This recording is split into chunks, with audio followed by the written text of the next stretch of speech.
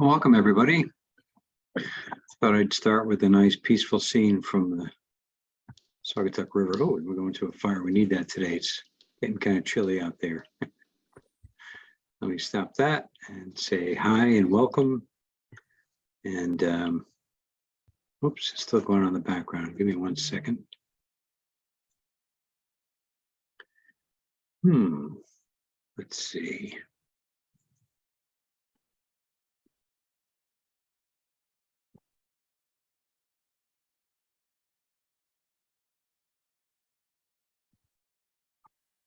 Okay, so welcome to week 2 of our class. This week we're focusing on focus. Excuse the pun. And let me bring up the slides and we'll get going. Hope you're all doing well today, and if you're feeling a little bit scattered, that's good. Because we're going to learn how to kind of hone the focus a little bit.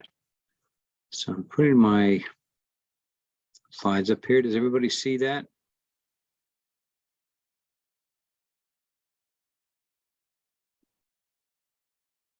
Let's see. Everybody see my slides there? Anybody can just give me either a chat or say hello. You see it okay? Good. Yeah. Just has this black. Mm-hmm. There's like a black square rectangle that keeps showing up when you move the cursor around. I don't know. I mean, I can see the slide, but there's a corner of it that is. Oh, up in the upper right-hand corner? Yes. Yep. That's my video. That's my mug. Do you see my face? Because you should see that. Yes. Oh, well, okay. Yes. And there's a black square blocking part of the slide. Just the top To eat. right. I'm gonna go help Chicago. Then you finish eating, if you're gonna go outside, you have to put your jacket on, okay? Okay. I'm gonna ask everybody to mute for the moment, but I will actually do that from here as well. And you can unmute yourself if you'd like to. But anyway, let me try that again. Trying to do this in a way that it records nicely, because I am going to record this so you can review it, or for people who've missed it, they can watch it. So here we go again.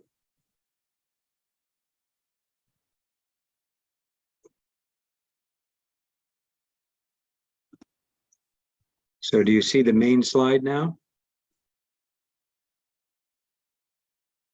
Yeah, we could see the slide. There's still that.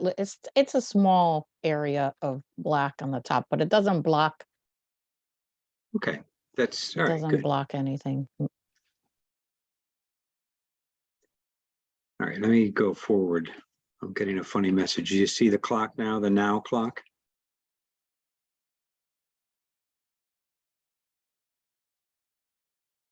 No. No. Okay, I'm having trouble with my screen sharing for some reason.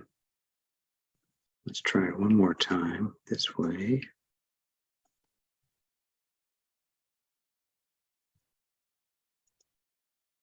How about that? Yes, I see the now clock. Okay. Yes. Well, let's go from there. So let's get started. So today, as I said, we're focusing on focus as part of a 4-part weekly series. Next week, we'll do de-stressing, and the week after that, we'll do connecting. So first question when we think about focus is, where is your attention right now? So even in the last few moments where I was trying to get the slide sharing up correctly, I know my attention was focused, but it was also kind of a little bit scattered because I was a little bit worried. And we'll go into all that about how it was coming across. But ask yourself the question, where is your attention right now? What do you notice? Is your attention here and now? Or maybe your mind is kind of multitasking and thinking about other things. Other things will certainly intrude on our consciousness and our awareness. And they're usually things from the past and the future. So part of the practice in honing our focus is to bring our attention right here, right now. And I'm going to ask you to keep your attention with me as I go through this. But I know that your attention is going to be pulled in different directions. It's just kind of the way that our minds work. But with the practices that we're going to go through, I think you'll see that with regular practice, and I'll ask you to do some things on a regular basis, you can definitely improve your focus and your concentration. So before I move on, let me just ask you, how was your last week? Last week we focused on relaxing, and I asked you to do some practices during the week. I hope you got a chance to try some of those.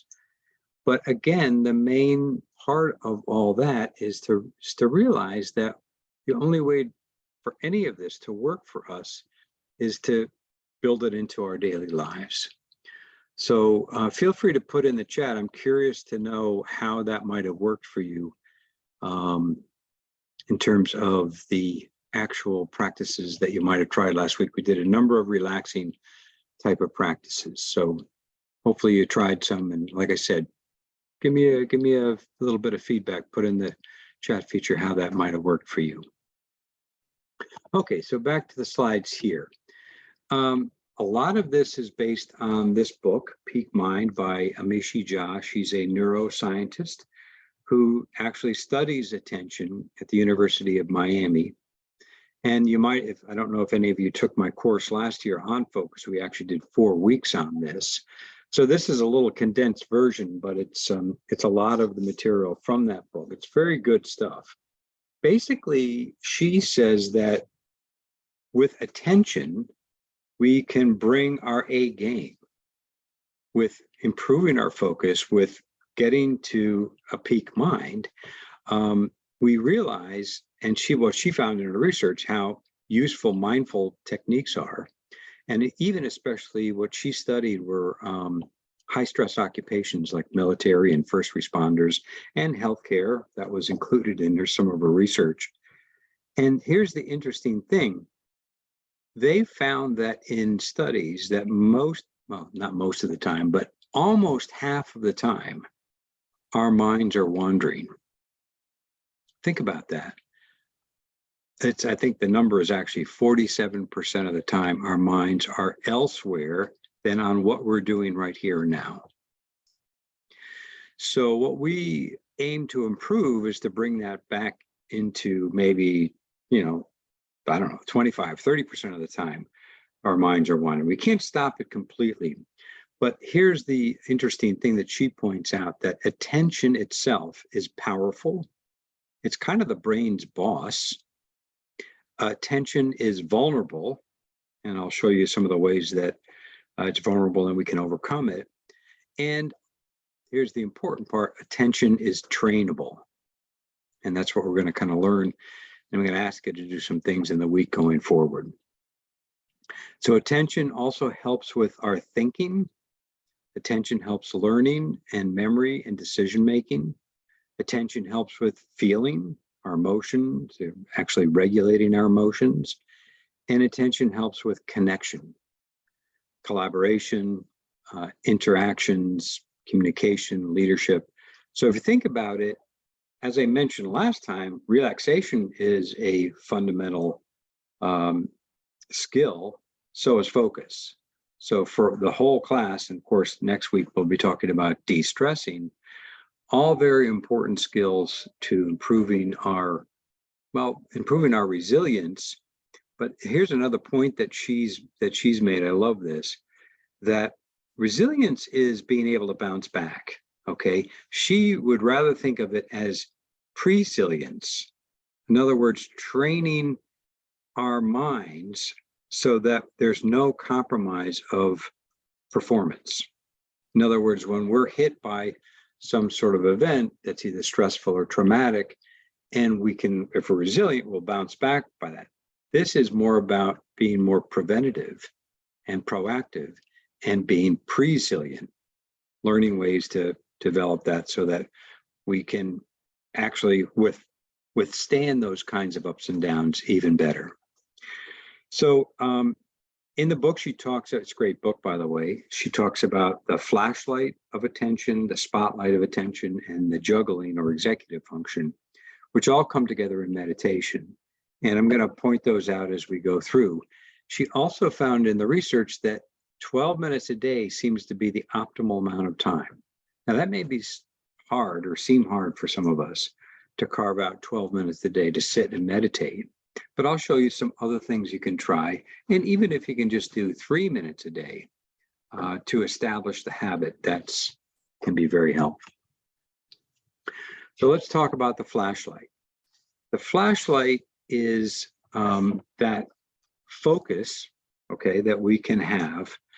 And as you can see, where it points, that becomes illuminated. We're able to see much better. It's that what is in the flashlight is brighter, it's highlighted, it's more salient.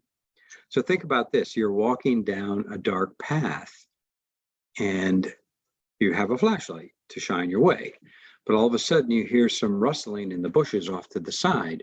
And so of course you turn and you aim the flashlight towards the bushes, to see what's there. Your flashlight gets triggered. It gets, hijacked in a sense. Your attention gets hijacked from where it's pointed on the path to, hey, what's in the bushes? So you find out, okay, it's nothing to worry about. And you simply redirect the flashlight back to your path in front of you. Well, it's the same way. Our attention and the flashlight of our attention gets triggered or hijacked by all sorts of events, but we can intentionally aim the flashlight outward to the external environment, but also inward to our own thoughts, emotions, body sensations, those kinds of things. So there we have this capacity, and that's really important, that the ability to shine the flashlight and to train ourselves to be able to hold that flashlight where we need it. And that's where the A game comes in. That's where we can actually improve our performance and do things with more concentration and focus. Whoops, went too far. So let's start and do our first practice. And it'll be the flashlight practice. We've got a good comments in here. Thank you very much. Appreciate that. I'm just checking the chat. All right, good. Thank you. Feel free to let me know if you have any questions as we go through here. You can use the chat or you can speak up, just unmute yourself. But for now, we'll do a brief meditation called the flashlight practice. And just to set this up, our mind wandering is very common, as I said, and it happens very often. So think of it as this practice as that we're training a puppy. Wandering around is just what puppies do, right? And there's no need to be harsh or mean to a puppy. We don't want to do that. But we need to be consistent and clear with our instructions over and over again, right? To train that puppy. So we're going to adopt a similar supportive yet firm attitude as we engage in this workout. And this is really the flashlight practice is kind of like doing a mental push-up. And the more we do it, the better at it we get. So we're going to reframe mind wandering. So if you have a very active mind and your mind wanders a lot, or you feel like it's restless, we're going to reframe that itself. It's not a failure or an error, but rather a cue to begin again and reorient back to the target object. And the more often you gently guide your attention back, the more easily it will follow, just as your puppy will learn to do so. So here's the practice. Want you to sit in a comfortable position, relatively upright, stable and alert posture. You want to be comfortable, but not overly relaxed. So we're not going to be slouching. We want to be relatively upright so we can be attentive. Think upright, not uptight. So sitting up straight, shoulders back, chest open so you can breathe easily, letting your hands rest comfortably. And closing your eyes if you're okay with that, or you can even just simply lower your eyelids to have a soft gaze in front of you. It's your choice, whatever you're most comfortable with. And simply breathe and follow your breath. And you're following the breath moving at its natural pace, not controlling it, just letting it breathe comfortably and naturally at its own pace. And just feel the breath going in and out for a few cycles of breath.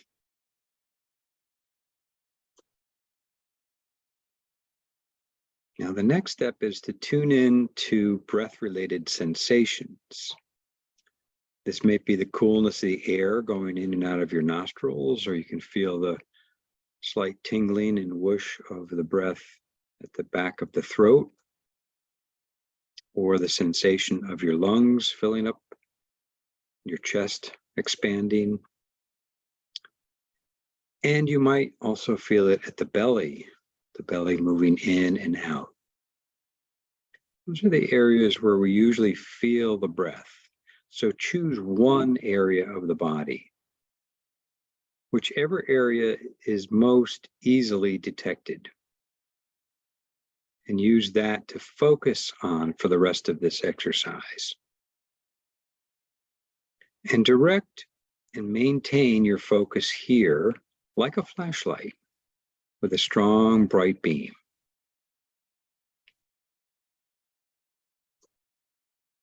So focusing your flashlight on that one spot where you feel the breath most directly and easily.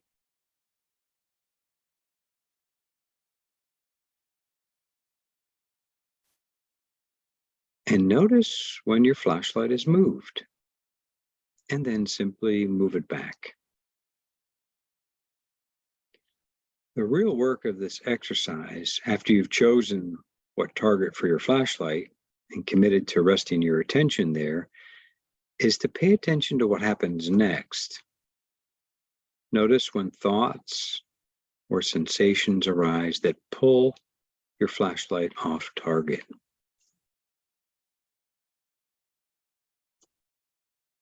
Could be a sudden reminder that there's something you need to do. It might be a memory floating up, or it might be a body sensation like an itch, or a little bit of pain in the back or some other area. So when you notice that your flashlight has been pulled away, redirect it back to the breath. Nothing special to do other than this simple, gentle nudge that acts supportively to move the flashlight back. And that's the first part of the practice, but it's the first part. So keeping your eyes closed or slightly open, whichever, we're going to continue. So just continue for now, focusing that flashlight onto that area of the breath. And this time, when your flashlight drifts to something else, notice where it goes. This is a new step. I want you to pause for a moment and observe where the flashlight's now directed and give it a label. What type of distraction has appeared on your mental whiteboard? Maybe it's a thought or a sound or an emotion or a sensation. Just whatever it is, just give it a label.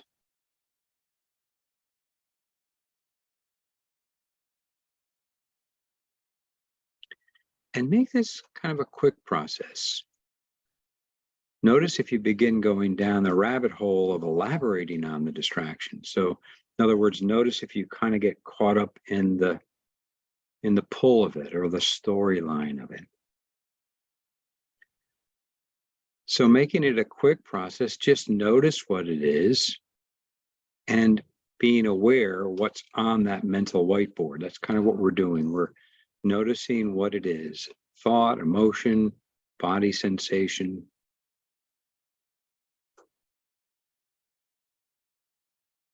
So it's the time to notice what's there, but not to engage with it. Just label the contents as best you can from either thought, emotion, or sensation, and then move on and come back to the present moment. You can come back to your breath after every time that happens. So I'm just going to leave you with a little bit of silence now to practice that. Feeling the breath as where your flashlight is focused, and then noticing when it gets redirected and labeling it.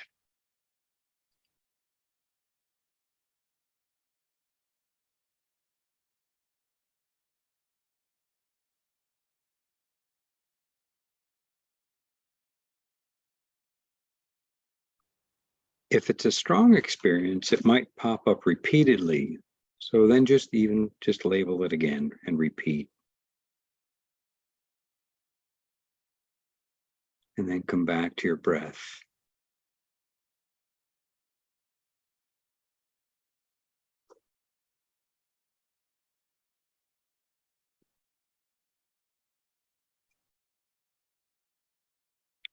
Okay, we're going to close now. So closing the exercise, just feeling your body as it sits, feeling your feet on the floor, maybe feeling the breath again.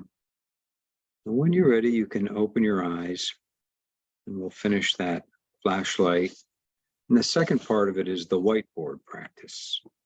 The whiteboard is where we kind of have things, it's our working memory. It's where we place small bits of information so that we can keep track. And basically what's happening with our attention system is our attention system with the flashlight is helping us focus on certain small things, because otherwise we'd just be inundated with information, right? Especially in these days where there's so much going on.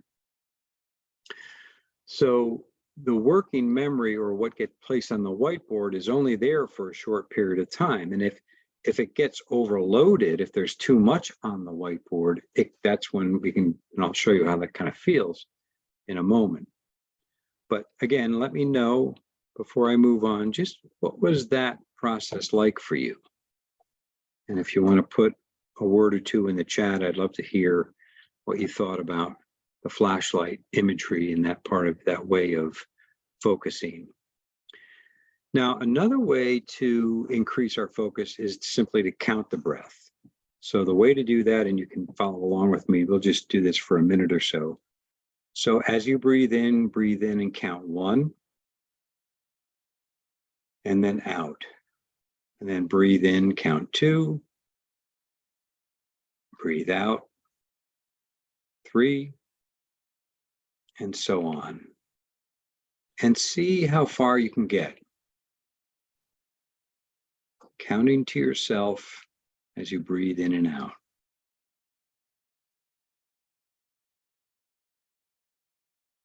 If you can get to 10, that's great. Start over again. If you get distracted and your mind wanders, say it maybe 5 or 6 or whatever, that's quite all right. That's kind of what happens. Just noticing that, start over again. But that's another way to train your attention, just by counting the breath. And if that's maybe an alternative way, you can keep doing that. All right, so let me know how that went. I'm curious, did anybody get up to 10, or at what point did you get distracted? Okay, good. Thank you for those comments. So another way that you can do to increase focus and concentration is also mental noting, but as you're breathing. So start breathing in on the in breath, and then breathing and saying to yourself out on the out breaths. So just mentally noting to yourself in and out. Or another kind of nice way to think about it is using a word like calm. So calm on the in breath and ease on the out breath.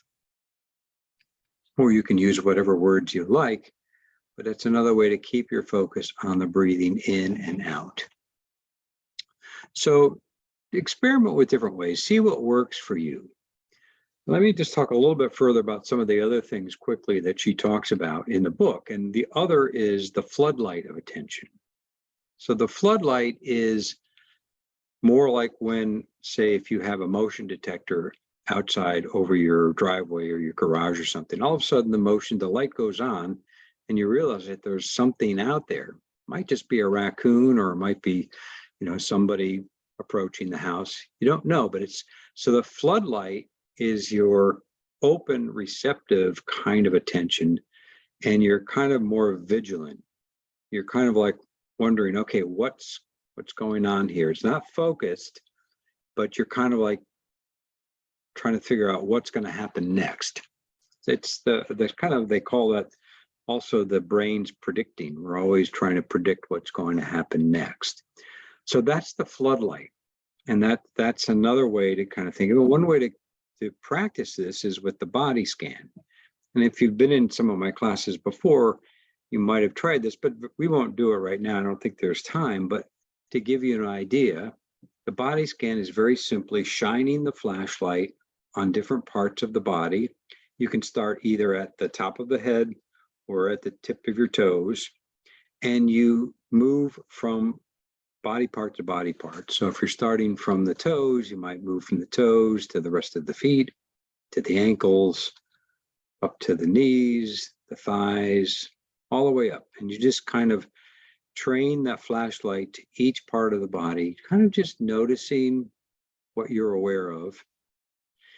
And if you notice tension, that's kind of the point of it. If you notice tension or even comfort, just kind of noticing that, not needing to fix anything. We're just sort of traveling and scanning up the body as we go. And when you get to the top of the head, then what we usually do is we open up our attention and sense the whole body at once, sense the whole body sitting, even sensing the space around the body. And so that's kind of the opening up and using the floodlight of attention as we do that sort of practice. The next is the juggler. And the juggler is kind of the executive functioning of the brain, sort of the boss. And like most of us, we have a lot of balls in the air at any given point in time, right? So the problem is what happens when somebody throws you another ball? You're trying to keep all the balls in the air, right? And there's a lot going on, and your attention is really, trying to get everything done. The executive function doesn't actually do everything, but it keeps track of everything. So it's, again, kind of the mind's boss. But there are often times when we get thrown off from another ball, another task that we've got to do, or dropping a ball and then realizing, oh, we got to keep all the other balls up in the air, or we're focusing on one ball to the exclusion of the others. So you can see it's really multitasking. And this is where we get into trouble, because with multitasking, we really sort of feel like we're getting a lot done, but we may not. Most of the studies show that it's our perception. We feel like we're getting a lot done, but it's actually very taxing and very draining on the brain, because really what we're doing is we're shifting our focus. We're shifting that flashlight, that focus of attention, from one thing to another rapidly, back and forth. And if you do that, what's going to happen is at the end of the day, you're going to be exhausted. So that's where the relaxation comes in. The relaxation is we learn to relax even when we're feeling like there's a lot of balls in the air. But the other piece is that meditation and these practices are really like single tasking. We're slowing down. We're focusing in on one particular mindful activity, and we're allowing ourselves to, really our minds, giving our minds a rest. We can't stop the thinking. We can't stop all that stuff from going on, but we're slowing down, giving ourselves a rest. We're allowing ourselves to focus. And so a couple of good comments here. Thank you for those. Feeling like one is all over the place. Yes, that's That happens, and that's kind of what we're trying to overcome. So that's the juggler. Now, what happens in our lives is these are the three kryptonites. These are things that erode our attention. And if you just think about when we're under any amount of stress, and kind of like who isn't these days, it can get to be sort of like, and all of these can get to be sort of like a vicious cycle. But if you just think about a recent stressful experience or event, and think about, were you able to focus? Okay, so there's two parts of this. One is, if something stressful happens, it requires your focus and your attention. Yes, it may be the body's way with fight or flight of zeroing in and focusing, and we can actually learn to harness our attention so that we can feel more focused when that's happening. But usually when we're stressed, our attention gets a little bit scattered. And just think about same thing with poor mood. When we're in a bad mood, or we're feeling lousy about something, or just having one of those days, it's the same sort of thing. And what happens there is we begin to feel more of a negative loop thought pattern going on. And that's kind of common, and it's sort of what happens with depression, actually. When you think about it, depression is where this really gets compounded and gets out of control, and it's very difficult for us to rein it in. And then the third area is when there's any kind of threat, whether it's a real or perceived threat, and it feels like that it's very hard to focus on the task at hand, because our attention is getting completely pulled by this threat. And that's essentially what's going on with anxiety. Anxiety is our reaction and our worry about a perceived threat that actually hasn't happened. So focus can help us with all these things, but those are just three things that we need to be aware of. So getting better at stress can help us with focus. Doing some things to improve our mood, focusing on positivity, can helpful. And with threat, it's the same kind of thing. It's pulling ourselves from that future projection to what's going on right now. Are you an immediate threat, or is it a perceived threat? Are you okay now, or do you need to take any action if it is a real threat right here and now? But if it's a perceived threat, coming back with our focus to the present moment can really help us feel a bit more stable.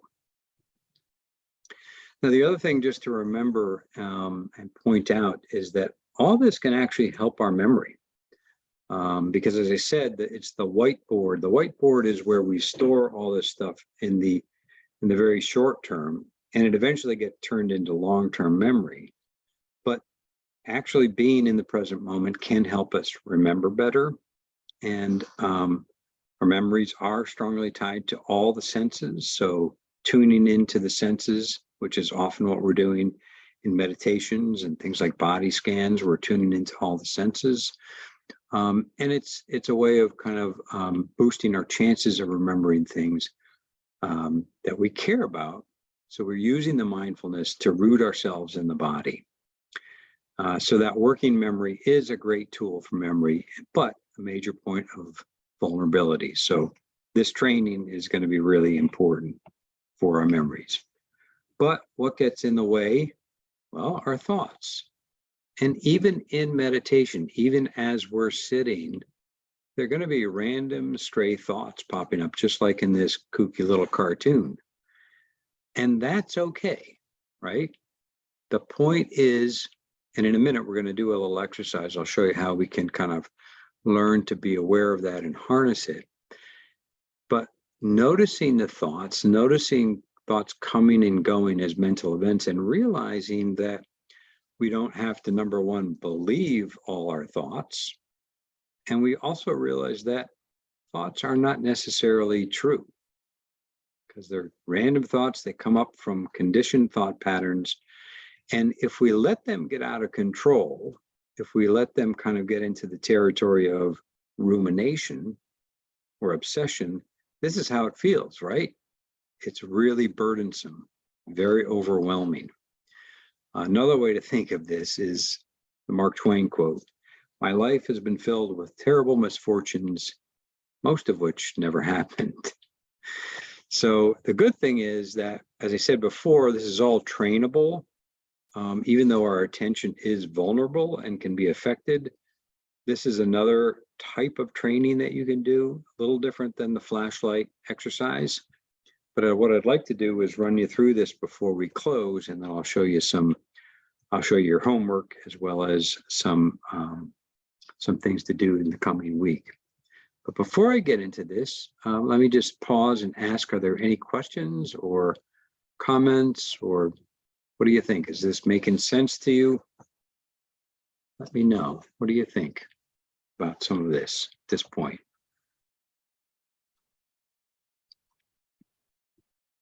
So we have the flashlight. We can use the flashlight as a practice, or we can also use mental noting, as in counting. We can try noting in and out. We can try more of a body scan. This is where, with noticing what they call the river of thoughts, this is also from the book Peak Mind. This is a way to think about our thoughts and to realize that we can be more aware of conditioned thought patterns and thought patterns that might be helpful or unhelpful. And it's really, it's kind of a way to give us a little bit more insight. Okay, so I believe it is super important to rein in my thoughts. Okay, that's kind of what we're doing here. We're kind of reining them in, but you'll see how it works in the meditation. So yes, I'm glad to know we can be retrained. Yeah, kind of what we're doing is we're sort of, you know, we're kind of revising the software in a sense. You know, we've talked in other classes about neuroplasticity, and all that really means is that what we practice at becomes stronger.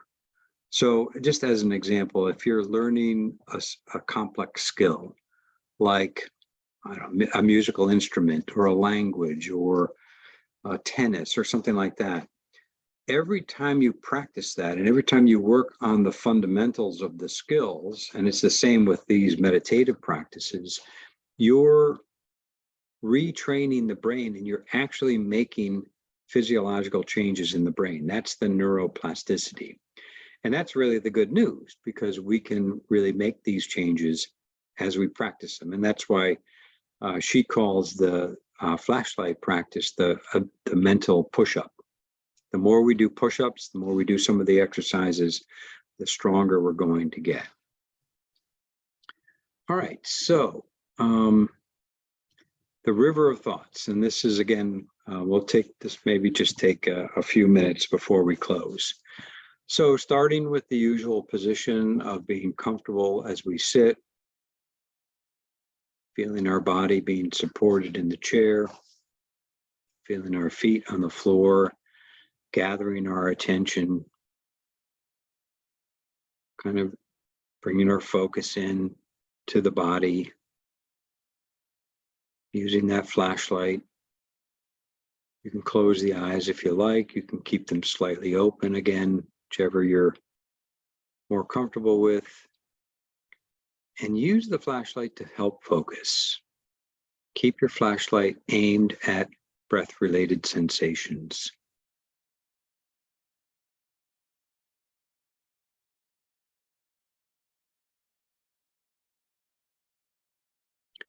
And if you feel yourself getting drawn away,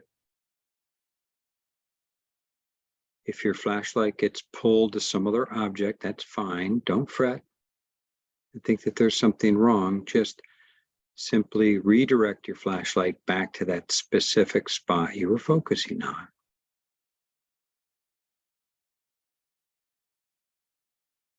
So that's where we start. We start by focusing our attention with the flashlight.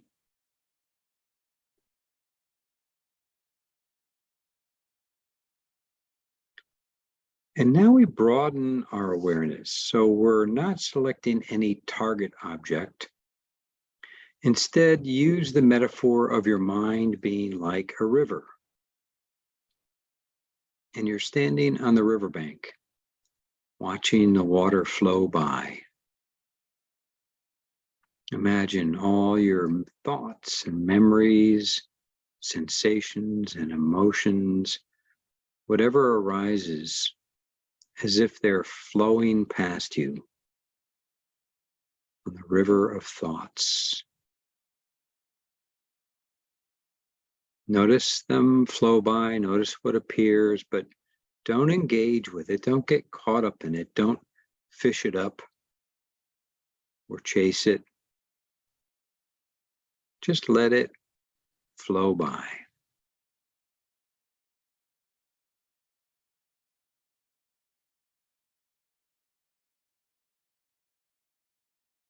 Unlike the whiteboard activity, you're not going to actively label the stuff you notice, nor return to your breath. Your job right now is not to be making distinctions between which content is useful or relevant and what's mind wandering. You're not even going to try to stop your mind from wandering. It's okay. The river will keep flowing. There isn't anything you can or need to do about that. We're kind of just open monitoring, allowing your mind to do what it will. Your job is simply to observe that flow at a little bit of a distance. You're off on the riverbank without engaging or participating, just watching. Now this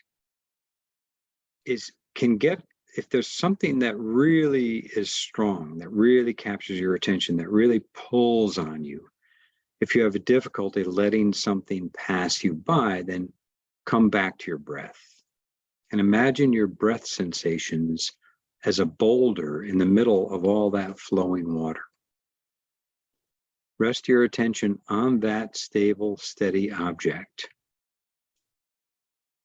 And when you feel ready, broaden your attention again and go back to open monitoring.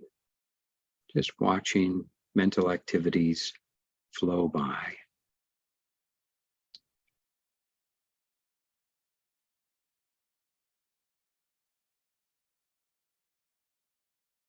All right, very good. So we're going to close the exercise.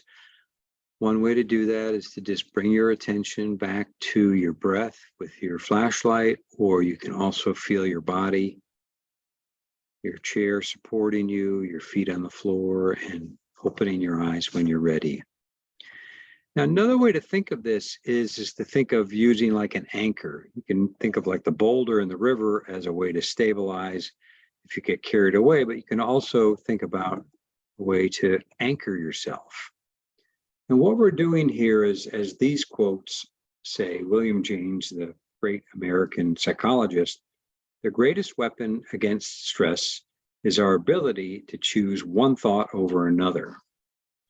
And if you can change your mind, you can change your life. So that's what we're kind of doing here. We're really learning to be aware of the thought patterns, to rein them in, as someone said, and to go from there. So here's your practices. See if you can take a few mindful minutes. When you do that, just check inside what's going on. Thoughts, feelings, body sensations, noticing the river of thoughts. You can breathe mindfully, open and expand and move on. So that's a quick mindful minute. But also, what did you think about the thought meditation? I'm curious. Again, feel free to put into the chat what that was like for you. It's a little bit of different. Sometimes people feel a little bit more challenged by the thought practice. So good. Thank you for this comment, Faye. Flashlight practice went well, but I felt I was fighting thoughts. River of thoughts, let them go easier. Good. So excellent. So the flashlight, they really go hand in hand. And the flashlight often what we find out is there are a lot of thoughts. So you can use the river of thoughts metaphor, kind of just pay attention to thoughts floating by down the river of thoughts. So here's what I'd like you to try doing the next week. If you can't do it every day, go for daily-ish, 5 or 6 days out of the week if you can. Just try to do 3 minutes minimum. That's all. That's all you really need to do. 3 minutes minimum. If you can do more, if you have time and you can do up to 12 minutes, that's really, as I said, the optimal time frame. And then the other thing you try is just noticing from time to time, set yourself a reminder or maybe a post-it note or something, just noticing where's your attention right now, asking yourself that question and just noticing what you're focused on. And are you focused on what you're doing? And then the other thing is to pay attention to routine tasks. So whatever that might be, washing your hands, brushing your teeth, doing the laundry, whatever routine things, just notice when your mind is wandering and bring it back to the task and see if you can really be aware of what you're doing while you're doing it. So that's the home practice. I will send these slides out to everybody who's, I'm going to be using the list from LMS. So if you registered from LMS, you'll be getting the slides. If not, just let me know. I can make sure you get them. But these are resources to support your practice. You've got the guided meditations on our website. That's on our EFR Achieve Solutions website. There's a whole page. All different types and lengths of meditations are there. You might try one of the apps that are out there. Lots of good apps. I have all the classes on YouTube. That's where I put the recordings. So if you want to see any of the others, they're there. Or even just Google, Tara Brock or John Kabat-Zinn or any of your favorite teachers, or just Google or put in the search guided meditation. Lots and lots of good stuff on YouTube. Mindful.org and the Greater Good magazine, also really good practices on there, articles, there's audios, so lots of great resources on both those sites. And then podcasts, there's a whole lot of good podcasts out there, which kind of can help support your practice. So try some of those. And before we go, well, thank you for that. Thank you for your comment there, Rosa. Any last questions or comments or insights? Oh, also we have our phone meditations. Keep those in mind. We do these 5 days a week. These are live meditations. They only take 10 minutes. So you'll get these on the slides as well when I send them out. Maybe you know about these, but we're still doing them. So there's a great way to get your practice in. And I want to thank you all. Thanks for joining me, and hope you have a great rest of your day and continue using the flashlight and trying to focus in on your focus. Alrighty. I'm going to stop the record.